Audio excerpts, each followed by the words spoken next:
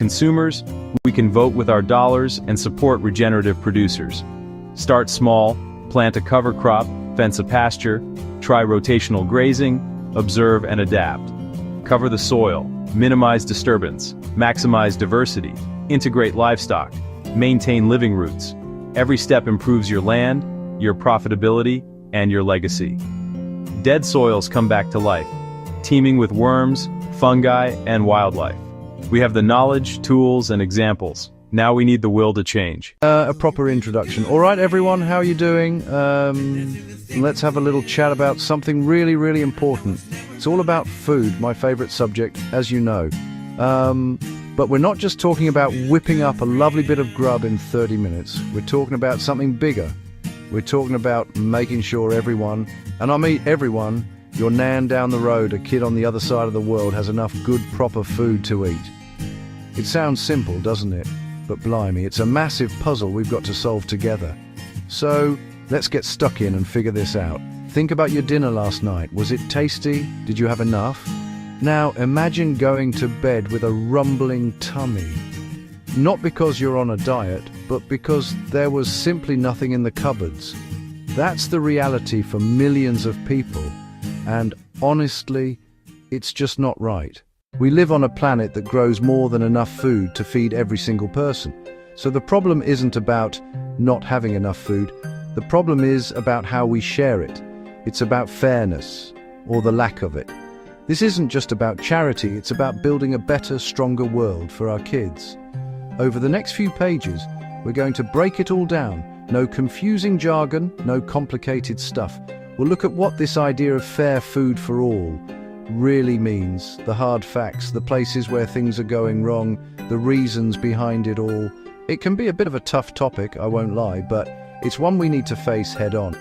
Because once we understand the problem, we can start finding the solutions. And trust me, there are solutions, and they are simpler than you might think. So grab a cuppa, get comfy, and let's talk. This isn't about making you feel guilty about that extra slice of cake you had. This is about opening our eyes and our hearts. It's about understanding that the food on our plates is connected to the health of our communities, the happiness of people everywhere.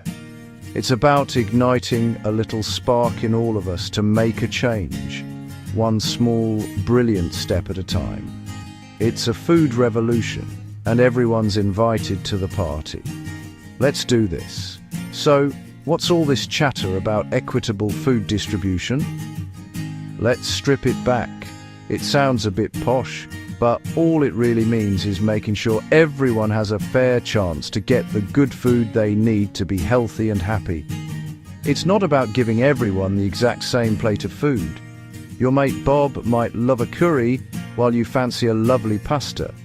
It's about making sure both of you can get fresh, nutritious ingredients, no matter your money or where you live. It's about fairness, simple as that. Imagine a massive, beautiful apple tree, absolutely loaded with juicy red apples. Now, equal distribution would be trying to give every single person 5 apples. But what if one person is a tiny baby who only needs 1, and another is feeding a family of 6 and needs 20? Equitable means looking at what people actually need. The family gets the 20 apples for a gorgeous crumble. The baby gets the 1 they can manage. Everyone gets what they need to thrive. Right, let's get real. This isn't far off. It's on our doorstep and worldwide. Let's talk about food deserts. It's easier to buy a lottery ticket than a fresh lemon. You might travel miles past fast food and snack shops just to find decent fruit and veg. For families with little kids, for older people, that's a massive challenge. It's not fair, is it? Farmers grow global staples, yet get a tiny fraction of the final price. After everyone else takes a cut, they're left struggling to feed their own families. That's bonkers. About 1/3 of food produced is lost or wasted. 1/3 perfectly edible food gets tossed. Supermarkets, restaurants, even our homes, all that energy, water, hard work, into the bin while millions go hungry. A tragedy and a scandal. Nearly 800 million people went to bed hungry last year, more than 10 times the UK's population. At the same time, Obesity soars. Too much of the wrong food in some places, not enough of the right food in others. The system's out of whack. So why does this happen? A massive part of the puzzle is poverty. It's the big one. When you're struggling with rent, electric, and transport, food is the thing you can cut.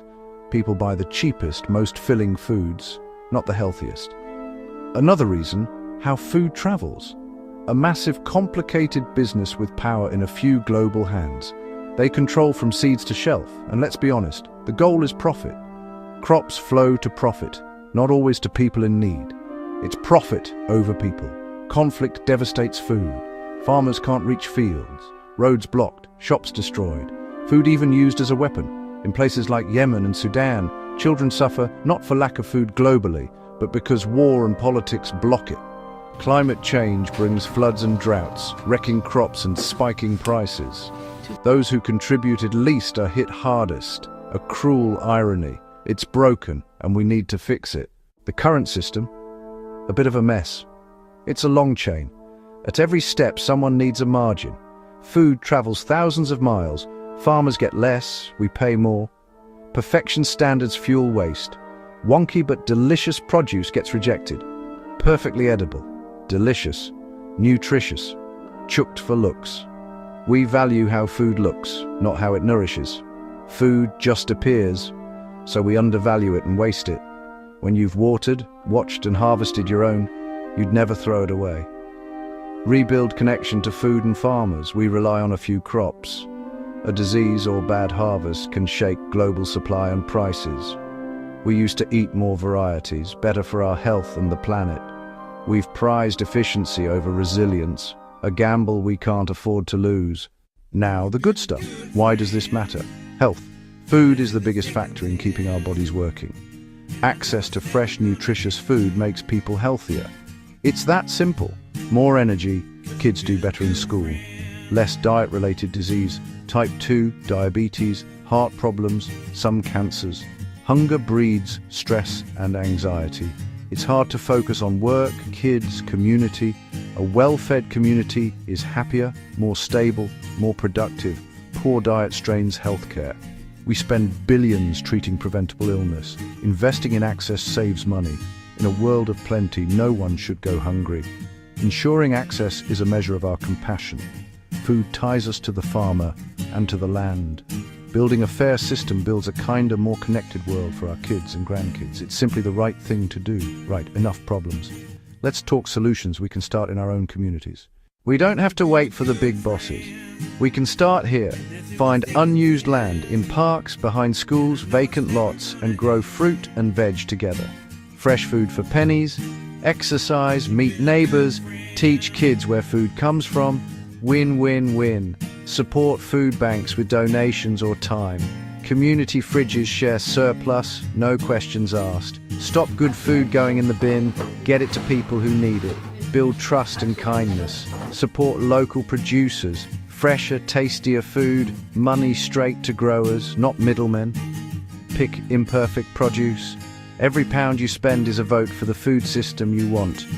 Start simple classes in community centres and schools. Teach delicious, healthy meals on a budget.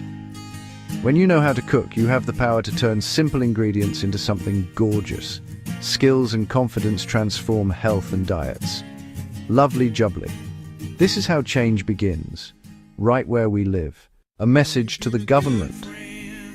We're doing our bit, but we need you to step up with bold changes. Ensure fair prices for farmers. Stop supermarkets squeezing them. When farmers are paid properly, they invest in food that's good for us and the planet. Tackle food deserts, incentivize stores, support small fresh shops, and make transport affordable, so healthy food is the easy choice. Fund hot, nutritious school meals for every kid. It helps them concentrate and grow. Put food education on the curriculum. Teach cooking and nutrition early. Set clear food waste targets. Make donating surplus easy. Run national campaigns so households waste less. Redirect edible food from landfill to plates. It's common sense, and it's time for action. So, there you have it. It's a big topic, I know, but it boils down to fairness. The current system creates waste, hurts farmers, and leaves millions behind. But we can change it. We have the knowledge, the resources, and the will. This isn't a dream, it's a plan. It starts with us. The food we buy, the meals we cook, the conversations we have. Support a local farmer. Cook from scratch. Waste a little bit less. You are part of the solution. Small actions together become a powerful movement. We are not powerless. We are cooks, parents, neighbors, citizens. Imagine thriving markets, every child cooking at school, farmers respected and paid fairly, and no edible food thrown away. This future is within reach. Healthier, happier, kinder, and more delicious for everyone. Let's start this food revolution in our kitchens and communities. Talk to our politicians. Support the heroes already at work. Teach our kids the joy of real food.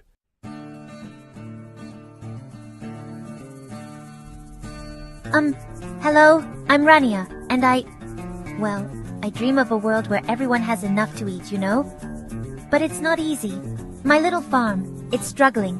Then I heard about something called the Peaceism ecosystem. It's like magic. Suddenly, my crops started dancing with life. Smart little creatures appeared, helping me tend the fields. My farm connected with others around the world. Now we're not just growing food, we're growing peace. From my small plot to the whole wide world, we're building a sustainable future together. This is our story, the story of Peaceism.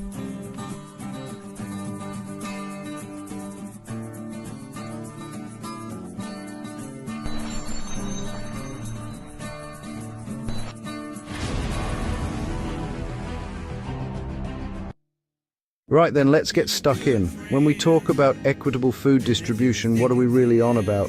It sounds a bit posh, a bit complicated, but it's actually dead simple.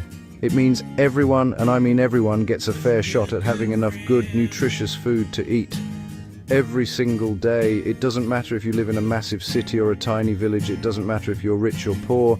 It means your postcode or your bank balance shouldn't decide whether you get to eat a proper, lovely meal. It's about fairness. Simple as that. It's about making sure that the amazing food we grow on this planet actually reaches the people who need it. So, what's the current situation? Honestly, it's a bit of a dog's dinner.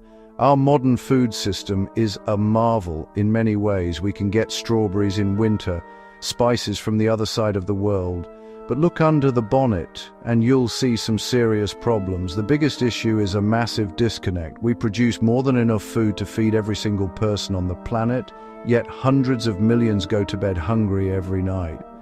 How can that be right? It's completely bonkers. The food is there, but it's not getting to them. The system is broken. Too often, it's designed for profit, not for people. Food travels thousands of miles. The price gets bumped up at every step. This makes it expensive for people on low incomes. Supermarkets might be piled high, but if you can't afford it, it might as well be on the moon. This creates food deserts, fast food joints everywhere, nowhere to buy fresh, affordable fruit and veg. So people are left with unhealthy, processed options, which leads to a whole host of health problems. On top of the hunger, there's the waste. A huge chunk, around a third, never even gets eaten. It gets chucked away. Fields, shops, restaurants, even at home. It's upside down. Let's talk numbers for a minute. I promise to keep it simple. The facts are staggering. Globally, we throw away about 1.3 billion tons of food every year. That's a billion with a B. Imagine a massive queue of bin lorries around the earth 7 times. All of that is food that could have been eaten enough to feed around 2 billion people, while over 800 million don't have enough to eat. The maths doesn't add up. It's a moral and logistical catastrophe.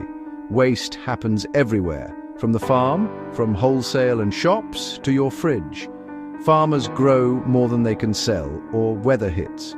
But a lot is cosmetic wonky carrots, blemished tomatoes, perfectly edible, rejected for not looking pretty. Shops overstock to look abundant. Unsold gets binned. Restaurants guess demand. Leftovers go. At home we overbuy, store badly, misread dates, and chuck leftovers. Millions of small wastes add up to a mountain. We use precious land, water, and energy to grow, then more to transport and refrigerate only to throw a massive chunk away, while a mother somewhere struggles to feed her child. Heartbreaking. The gap between the haves and the have-nots is never clearer than what's on their plates. For wealthier people, food is about choice, abundance, pleasure, 20 kinds of bread, exotic fruits, organic, gluten-free, vegan, plates piled high, sometimes more than we can eat. We worry about calories and carbs. Too many choices can be the problem. For people living in poverty, food is not about choice, it's about survival. Enough calories to get through the day, fresh fruit, lean protein. Whole grains become unaffordable luxuries. Diets skew to cheap, calorie-dense but nutrient-poor foods. Not from ignorance, it's cost. Cruel paradox, in the same city, some face obesity and type 2 diabetes, others face malnutrition, and you can be overweight and malnourished at the same time. Poor diets from birth affect development, concentration, health, trapping families in poverty. Food shapes your health, opportunities, and future. The rich plate versus poor plate is a major injustice we must fix. Right, enough of the doom and gloom. We know it's a mess, so what's the solution? What does a fairer food future look like? We value food properly and waste as little as possible. Imagine supermarkets with perfectly imperfect sections. Wonky veg sold at a discount. Near sell-by food is routed via simple apps to charities, soup kitchens, food banks, getting to people who need it. Stronger links between farmers and eaters. Food travels less, local networks grow. Support small-scale farmers, diversify crops, sell directly to communities, farmers markets, CSA shares, local shops, fairer prices for farmers, fresher, more nutritious food for us. Education is massive. Teach where food comes from, how to grow it, and how to cook simple, healthy meals. Every school, a garden and a teaching kitchen. Kids connect to food and waste less. A fair system makes healthy food easy and affordable.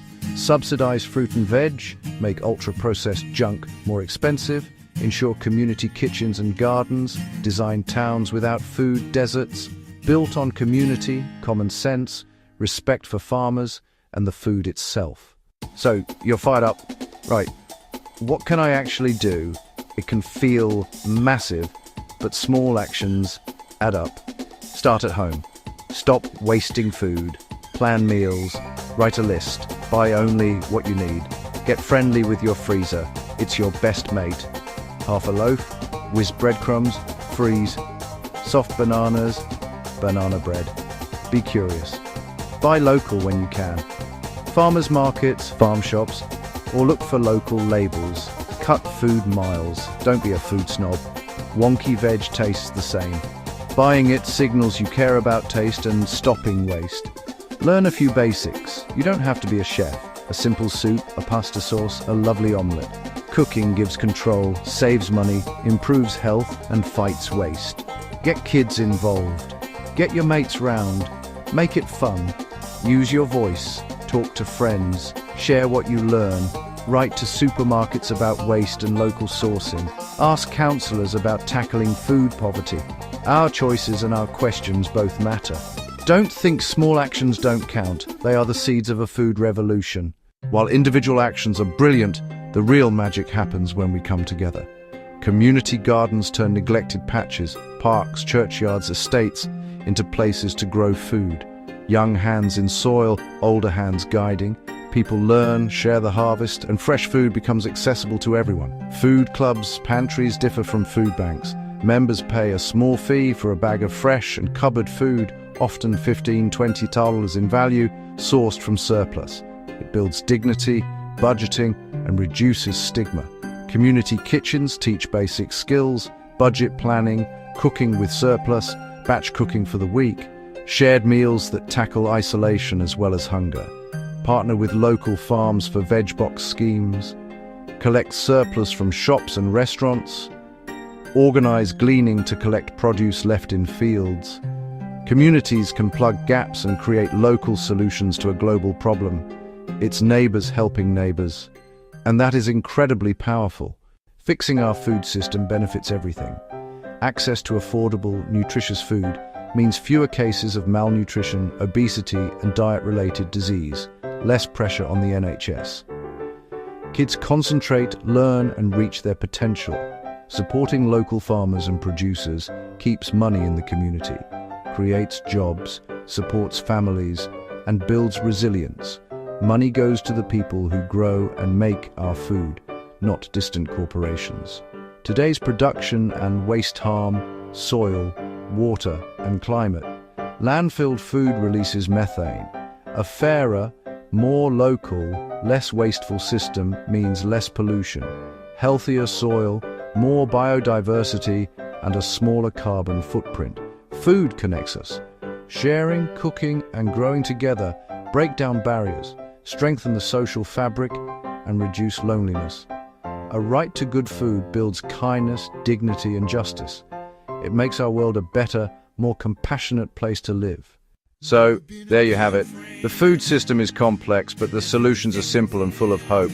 Not an impossible dream, just common sense changes that transform the world.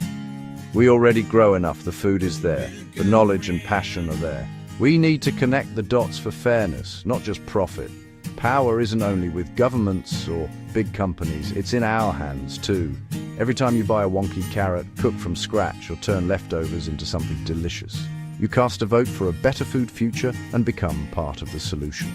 When a garden starts or surplus is shared, we build fairness from the ground up. Small sparks light a massive fire of change, a ripple through our communities. We're on the cusp of a food revolution. People are asking where food comes from and demanding better. The energy is building. Let's grab it with both hands. Be bold, be creative, and work together. Teach kids, lobby politicians, support local food heroes, make some noise for people and planet. A future where no child goes to bed hungry, no farmer is forced into poverty, and good food is a right for everyone.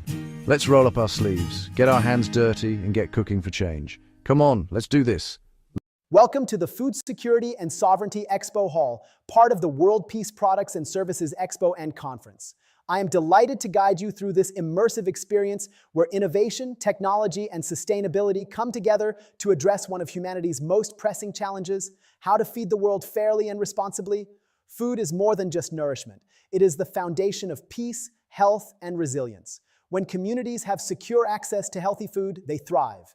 When they do not, conflict, inequality, and suffering emerge. That is why food security and sovereignty stand at the heart of the peaceism ecosystem. Today, we will explore three powerful dimensions: regenerative agriculture, farming practices that restore soil, water, and biodiversity while creating meaningful livelihoods; smart farming technology, digital tools like drones, sensors, and data platforms that make agriculture more efficient, climate-friendly, and resilient; equitable food distribution, systems that ensure fairness, giving small farmers access to markets and making nutritious food available to all, not just the privileged few. Welcome to Booth 1, Regenerative Agriculture. This is where we look at how farming can not only feed people, but also heal the earth. Traditional agriculture, especially industrial monocropping, has taken a heavy toll on our planet. Soil erosion, water depletion, and loss of biodiversity are just some of the consequences. But regenerative agriculture is different. It's based on the idea that farms can function like living ecosystems, restoring balance, capturing carbon, and creating livelihoods that last for generations. Let's look at some of the key practices that make regenerative farming so powerful. First, cover cropping and composting.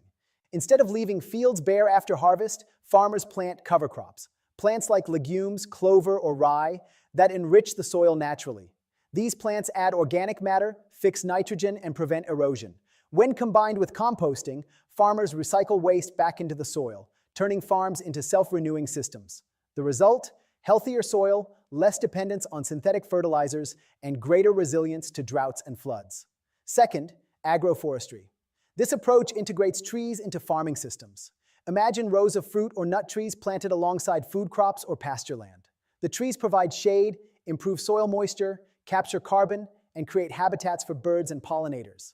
Farmers gain multiple income streams, from timber, fruits, or nuts, while reducing risk and improving sustainability. Agroforestry brings back diversity to landscapes that industrial farming made uniform. Third, circular farming systems. This means designing farms where every output becomes an input.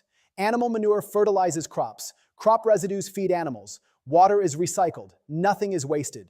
These closed-loop systems mimic nature itself, where every part plays a role in sustaining the whole. Circular farming reduces costs, lowers emissions, and builds resilience against climate shocks. To see how this works in practice, let's explore a real-world example. For decades, cocoa farming was linked to deforestation and soil degradation. But in recent years, Brazilian farmers adopting regenerative methods have turned this around. They began integrating cocoa trees into agroforestry systems alongside native species. This restored local biodiversity, improved soil fertility, and revived wildlife habitats. At the same time, it created thousands of rural jobs, ensuring families could stay on their land with stable incomes. These farms didn't just produce cocoa beans, they rebuilt communities, ecosystems, and hope. And this is not limited to Brazil. Similar regenerative models are now thriving in Africa, Asia, and North America. Farmers are proving that with the right practices, agriculture can become a solution to climate change rather than a cause.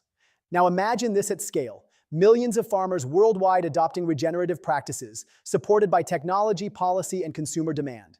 We could capture billions of tons of carbon from the atmosphere, restore degraded lands, and create jobs in the process. Regenerative agriculture is more than a farming method. It's a philosophy. It asks us to see the land not as a resource to exploit, but as a partner to nurture. By working with nature instead of against it, we create abundance that is shared fairly, sustainably, and peacefully. If regenerative agriculture is about healing the land, then smart farming is about harnessing the power of technology to make farming more precise, efficient, and sustainable. It's about growing more food with fewer resources, and doing so in a way that reduces waste and protects the planet. Let's explore the innovations driving this revolution. First, AI-powered drones. Imagine drones flying over fields, scanning every plant in real time. Their cameras and sensors detect signs of disease, pest outbreaks, or nutrient deficiencies that the human eye might miss.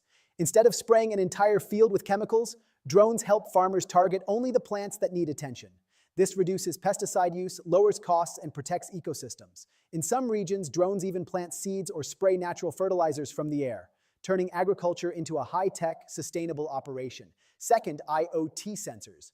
IoT, or the Internet of Things, is transforming farms into data-driven ecosystems. Small, affordable sensors placed in soil and irrigation systems monitor moisture, temperature, and nutrient levels 24/7. The data is sent to farmers' smartphones or dashboards, allowing them to water crops only when needed and apply fertilizer with pinpoint precision. This not only saves water, but also reduces runoff that pollutes rivers and lakes. In regions where droughts are becoming more frequent, IoT sensors are a lifeline for food security. Third, blockchain for transparency. Food today travels long distances, from farms to supermarkets to our plates. But how do we know where it came from, or whether it was produced sustainably? Blockchain technology provides a solution. By recording every step of a product's journey in a secure, unchangeable ledger, blockchain ensures farm-to-table transparency. Consumers can scan a code on a package and instantly learn which farm grew their produce, how it was harvested, and whether fair trade or organic practices were followed. This builds trust, empowers ethical choices, and rewards farmers who do things right.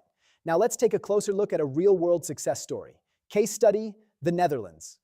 The Netherlands is one of the world's smallest countries by land, yet it has become the second largest exporter of food, right behind the United States. How? By embracing smart farming technologies. Dutch vertical farms powered by AI grow vegetables under controlled indoor conditions, stacked in layers that rise like skyscrapers. These systems use LED lighting, climate controls, and hydroponics to produce food year-round, regardless of weather. The results are astonishing. 10 times more yield per square meter, using 90% less water than traditional farming. And because the farms are often located near cities, transportation emissions are also drastically reduced. This isn't science fiction. It's happening right now. From AI algorithms predicting crop yields, to robots harvesting lettuce, to satellites monitoring global food supplies, smart farming is rewriting the future of agriculture. The benefits are clear. More food to feed a growing population. Less waste of water, fertilizer, and energy. Greater resilience against climate change, supply chain disruptions, and global shocks. But beyond efficiency, smart farming also represents fairness. By giving farmers access to real-time data and tools, it levels the playing field between large-scale agribusinesses and smallholder farmers. With the right technology, even a small family farm can optimize its output, increase income, and join global supply chains. When combined with regenerative practices we saw at Booth 1, smart farming technology becomes a powerful force, restoring ecosystems while scaling food production. Together, these approaches bring us closer to a future where no one goes hungry and farming becomes a driver of peace, prosperity, and sustainability. When we talk about food security, the challenge isn't always producing enough food. In fact, the world already produces more than enough to feed every person on the planet.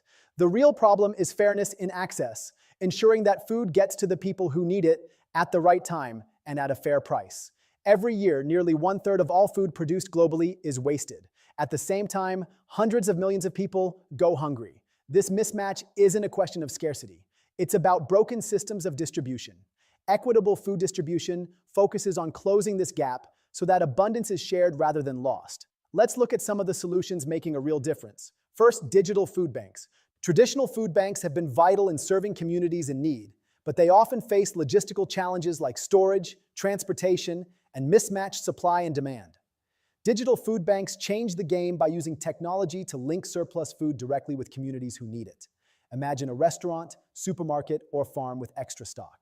Instead of going to waste, the surplus is logged into a digital platform, and within hours, it can be matched with local charities, schools, or households. This creates a real-time safety net where no food goes unused and no family is left behind. Second, farmer cooperatives. Smallholder farmers, who produce much of the world's food, often face unfair prices from middlemen who take the largest share of profits. Cooperatives give farmers the power of collective bargaining. By pooling resources, sharing equipment, and negotiating together, farmers can connect directly to markets without being exploited. This means higher incomes, fairer trade, and stronger rural economies. Cooperatives also provide training, access to finance, and resilience against shocks like climate change or price fluctuations. Third, mobile-based platforms for fair payments. In many rural areas, farmers and vendors still rely on cash transactions that are slow, insecure, and often unfair. Mobile-based platforms are changing that. With just a simple phone, farmers can check market prices, receive digital payments instantly, and access microloans for seeds or equipment. This transparency prevents exploitation, builds trust, and ensures that farmers are rewarded fairly for their hard work. These platforms also allow buyers and sellers to connect directly, reducing unnecessary intermediaries and lowering costs for consumers. Case study, Rwanda's eSoko platform. Rwanda provides a powerful example of how digital tools can transform food distribution. The government launched eSoko, a mobile platform that allows farmers to check market prices in real time and sell directly to buyers. Before eSoko, farmers often had to accept whatever price middlemen offered, without knowing the true value of their crops. Now, with access to accurate data and digital payments, farmers have more control, higher incomes, and greater stability. At the same time, consumers benefit from lower prices and fresher produce. Waste is reduced, and fairness is increased. The story of eSoko reminds us that equitable food distribution is not just about technology, it's about dignity. When farmers are paid fairly, they can send their children to school, invest in their communities, and break cycles of poverty. When consumers have reliable access to affordable, nutritious food, entire societies become healthier and more resilient. Imagine scaling these solutions worldwide. Digital food banks connecting surplus in New York or Dhaka with families in need. Cooperatives across Africa and Asia giving small farmers the same market power as industrial producers. Mobile payment systems ensuring that no farmer, no matter how remote, is left behind. Equitable food distribution means fairness, opportunity, and peace. It ensures that food, the most basic human need, is treated not as a privilege, but as a universal right. And it reminds us that solving hunger is not about producing more, but about sharing better. Now that we've explored the big picture, let's look at 3 smart farming innovations in action. Real solutions that are already changing the way food is produced and distributed. First, drone monitoring. Imagine standing at the edge of a large cornfield. Traditionally, a farmer might walk rows for hours, trying to spot signs of pests or disease, often missing small but critical problems until it was too late. Today, AI-powered drones can scan entire fields in minutes. Their high-resolution cameras and infrared sensors detect patterns invisible to the human eye. A patch of yellowing leaves, an unusual heat signature, or the early traces of insect damage. The data is analyzed instantly, generating a detailed map of problem areas. Instead of spraying chemicals across the whole field, farmers can now target only the affected zones. This saves money, protects the soil, and drastically reduces pesticide use. It's not just efficiency, it's a leap forward for sustainability and human health. Second, vertical hydroponics. Picture walking into an apartment building in the heart of a busy city, and instead of a dusty storage room, you find a vertical hydroponic farm. Rows of leafy greens, herbs, and tomatoes are stacked floor to ceiling, growing without soil, using only nutrient-rich water and LED lighting. AI systems control temperature, humidity, and light cycles to optimize growth 24/7. Residents harvest fresh produce right where they live, reducing the need for long supply chains. This model, already flourishing in places like Singapore and New York, produces 10 times more food per square meter while using 90% less water. For crowded urban centers, vertical hydroponics offers food security without expanding farmland, proving that cities themselves can become sources of fresh, sustainable food. Third, the traceability app. Have you ever wondered where your food really comes from? With a simple smartphone app, consumers can now scan a QR code on a package of rice, fruit, or coffee and immediately see its full journey, from the farm where it was grown, to the trucks and warehouses it passed through, to the supermarket shelf. The app also reveals critical data, the carbon footprint of production, whether fair trade standards were met, and exactly how much the farmer earned. This transparency empowers consumers to make ethical choices while rewarding farmers who adopt sustainable practices. It turns every purchase into a vote for a fairer and greener food system. Together, these three demos, drone monitoring, vertical hydroponics, and traceability apps, show us something powerful. They prove that sustainable food systems are not dreams for the distant future. They are working today. Farmers are using them. Cities are adopting them. Consumers are benefiting from them. The challenge now is scale. How do we bring these tools to every community, every farm, and every table? That is the work of innovation, collaboration, and policy. But the path is clear. With technology as our ally, we can grow smarter, waste less, and share more fairly. Smart farming is not just about feeding more people. It's about creating systems that are transparent, just, and resilient. These demos remind us that when we combine innovation with intention, we don't just build better farms, we build a better world. Now let's shift gears and enter networking mode. One of the most exciting features of this expo is the AI-powered matchmaking system. Instead of wandering through a crowded conference hall hoping to meet the right people, here the AI does the work for you, analyzing profiles, interests, and goals to connect you with the people who matter most. Here's how it works. First, investors are matched with startups. If you're an investor, the system identifies early-stage companies in sustainable agriculture, food technology, or supply chain solutions that align with your focus. You'll see not just a company name, but also key metrics, their stage of development, funding needs, and potential impact. This way, instead of sifting through dozens of random pitches, you're instantly connected with founders who are relevant to your portfolio and values. For startups, this means access to funding opportunities that would otherwise take months of introductions to secure. Second, farmers and policymakers are matched with regional innovators. Farmers may be searching for new irrigation systems, drought-resistant seeds, or low-cost distribution tools. Policymakers may be looking for proven models to scale within their regions. The matchmaking engine scans these needs and connects them directly to innovators offering the right solutions. For example, a farmer in Kenya might be paired with a startup from India specializing in solar-powered cold storage. A policymaker in Latin America could be connected with a cooperative model from Africa that has already transformed rural livelihoods. This matchmaking isn't just networking. It's about practical knowledge transfer that saves time and accelerates impact. Third, NGOs are matched with food distribution projects. Nonprofits often struggle to find credible partners on the ground, while grassroots projects need visibility and support. The AI system bridges this gap. NGOs focused on hunger relief, nutrition, or climate action are connected with food banks, cooperatives, or tech-enabled platforms that align with their mission. This ensures that resources, funding, and expertise are directed to initiatives with proven community value. For grassroots projects, it's a chance to scale beyond local boundaries and gain global allies. Now here's where you come in. Take a moment to check your matchmaking chat panel. Inside, you'll see a list of suggested partners. Not randomly chosen, but carefully curated by the AI based on your profile, preferences, and goals. Maybe you're an investor matched with a regenerative farming startup that's already piloting in 2 countries. Maybe you're a farmer linked to a policy team that can unlock subsidies for your sustainable practices. Maybe you're an NGO leader now connected to a blockchain platform ensuring food traceability in rural markets. This is your opportunity. Introduce yourself. Share what you're working on. Ask questions. Explore possibilities. Remember, collaboration is at the heart of the Peaceism ecosystem. No single organization can solve food security, climate resilience, or equitable distribution alone. But together, through smart matchmaking, we can accelerate solutions and create partnerships that last far beyond today's event. So go ahead, open your chat, see who you're connected with, and take the first step toward collaboration. Your next partner, funder, or ally may be just one message away. Thank you for joining us in the Food Security and Sovereignty Expo Hall, part of the World Peace Products and Services Expo and Conference. Over the past session, we've explored how farming, technology, and fairness can come together to nourish people and heal our planet. We began with regenerative agriculture, where farmers are not just producing food, but restoring ecosystems and creating resilient livelihoods. We then saw the rise of smart farming technologies, from AI-powered drones to vertical hydroponics, proving that innovation can help us grow more food while using fewer resources. And finally, we explored equitable food distribution systems, where digital food banks, farmer cooperatives, and mobile payment platforms ensure that food and opportunity reach those who need it most. Together, these approaches paint a powerful picture, a world where food is not just abundant but accessible. A world where farmers are fairly rewarded, where cities become sources of fresh produce, and where no family has to go hungry while food goes to waste. But this is just the beginning.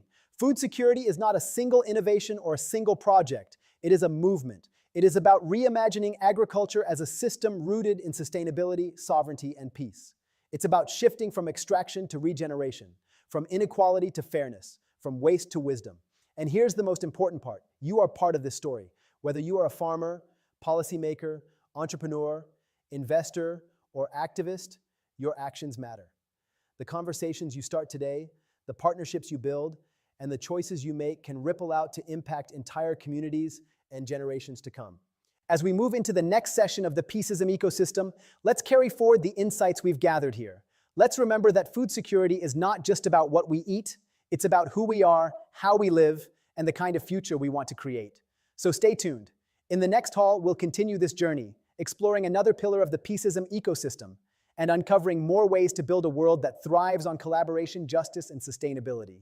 Thank you once again for being here, for listening, and for believing in the possibility of a food system and a world rooted in peace. Thank you for joining us here in the Food Security and Sovereignty Expo Hall, part of the World Peace Products and Services Expo and Conference. Over this past session, we've taken an extraordinary journey together. We began by stepping into the world of regenerative agriculture, where farming is not simply about producing crops, but about restoring balance to ecosystems, protecting biodiversity, and creating resilient livelihoods for millions of families. We saw how cover crops, composting, and agroforestry transform depleted soil into living, fertile ground, and how circular farming systems turn waste into resources. We learned that agriculture, when practiced regeneratively, is not a problem to be solved, but a solution to some of humanity's greatest challenges. From there, we entered the realm of smart farming technologies, where innovation meets sustainability. We witnessed AI-powered drones scanning fields in real time to detect problems before they spread, IoT sensors giving farmers the gift of precision in water and fertilizer use, and vertical hydroponics transforming city rooftops and apartments into abundant food sources. We explored how blockchain can create trust and transparency from farm to table, ensuring that every consumer knows not just what they eat, but the story of who grew it and how. The message is clear. Technology, when used wisely, allows us to grow more food with fewer resources, and in doing so, it empowers both farmers and consumers. And finally, we turned our attention to equitable food distribution, a reminder that producing food is only half the challenge. The other half is ensuring fairness, dignity, and access. We looked at digital food banks that redirect surplus to families in need, farmer cooperatives that protect smallholders from exploitation, and mobile-based platforms that ensure farmers are paid fairly and promptly for their labor. We saw how Rwanda's eSoko platform has empowered farmers to sell directly via mobile phones, boosting incomes while cutting waste. These models remind us that hunger does not exist because of scarcity. It exists because of inequality. By addressing access, we take a crucial step toward justice. Together, these three approaches, regeneration, innovation, and fairness, paint a compelling and hopeful picture. A world where food is not only abundant, but also accessible. A world where farmers are rewarded justly, not exploited. A world where cities and villages alike become centers of food production. A world where no child goes hungry while food rots in warehouses or landfills. But this, my friends, is only the beginning.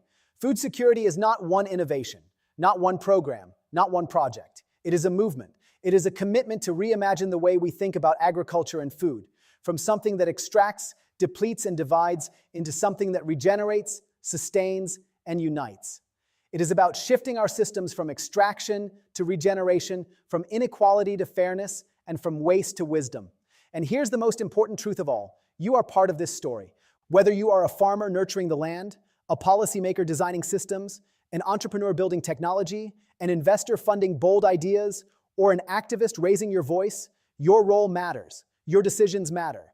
The conversations you start today, the partnerships you form during this event, and the choices you make in your daily lives can ripple outward, shaping not only the future of food, but the future of peace and sustainability itself.